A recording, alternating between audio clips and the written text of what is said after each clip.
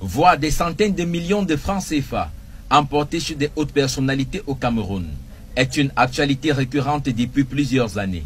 Un fait qui suscite des commentaires au sein de l'opinion.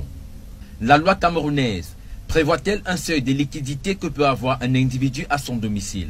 Je pense que le législateur devra peut-être se pencher sur la question parce que, comme je vous disais, à ma connaissance, le code pénal camerounais ne prévoit pas un plafond qu'un individu doit pouvoir détenir chez lui.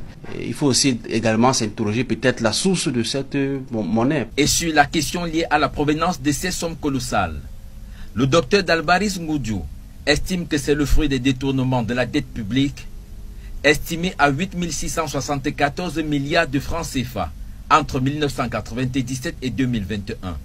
Une somme qui représente environ 70% de la dette camerounaise. Quand nous sommes dans un système où des gens peuvent détourner plus de 360 milliards par an, bien évidemment, ils vont vouloir à un certain moment conserver cet argent.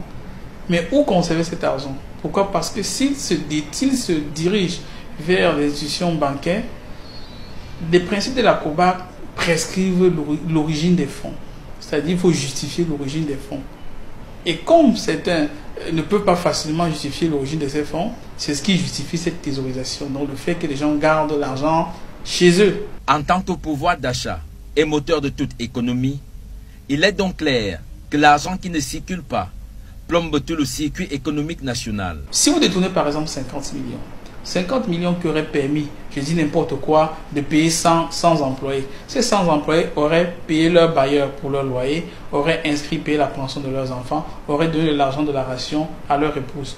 Et chacun de ces personnes, que ce soit le bailleur, que ce soit le fondateur de l'école de l'enfant, que ce soit votre épouse, aurait participé à des dépenses de consommation. Et ces dépenses de consommation font tourner l'économie et ont un effet positif sur la croissance. Un pan non négligeable de la solution à proposer à ce phénomène serait donc l'application de l'article 66 de la Constitution camerounaise qui parle de la déclaration des biens par certains hauts responsables au début et à la fin de leur fonction.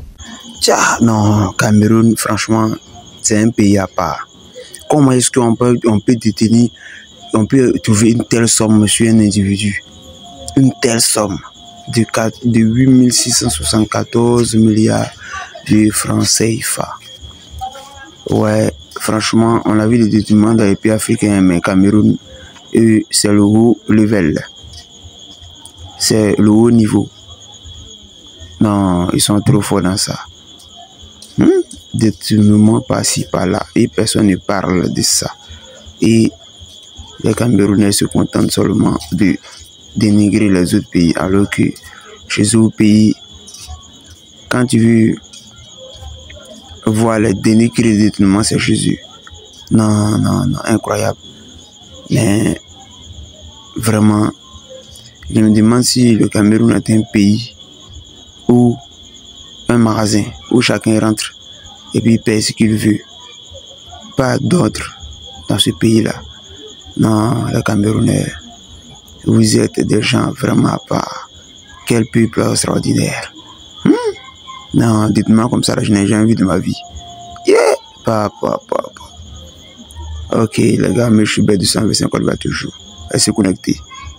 Surtout, n'oubliez pas de vous abonner et de liker pour l'encouragement, s'il vous plaît. Ciao pour une nouvelle vidéo.